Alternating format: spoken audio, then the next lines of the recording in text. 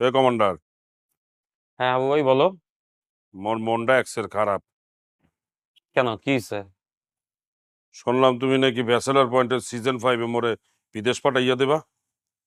হ্যাঁ, বিদেশ পাঠানো উচিত না? 4টা সিজন হয়ে গেল, তোমারে তো এখনো বিদেশ পাঠাতে পারলাম না। একবার কাতার গেলা, আবার ওখান থেকে চলে আসতে হইলো। তো আমরা ফাইনালি ডিসিশন নিছি যে তোমাকে সিজন 5-এ আমরা বিদেশে পাঠাই দিব। না, মুই বিদেশ যাব না। কেন? আমরা তো সবসময় দেখাইছি যে হাবু ভাই বিদেশে যাইতে চায়, হাবু ভাইয়ের স্বপ্ন বিদেশে যাওয়া। তুমিও তো বলছো যে আমাকে বিদেশে পাঠায় দাও, এখন কি প্রবলেম? মুই বিদেশ চইলা গেলে সিজন 5-এ তো মোর পাট কমে যাবে, দর্শক মোরে বুইলা দেবে, তারা তো মোরে আর ভালোবাসবে না। আরে হাবু ভাই, আমরা যদি সিজন 5-এ তোমাকে বিদেশে পাঠায় দেই, তাহলে তোমার পোর্শন শুট করতে আমরা বিদেশে যাব।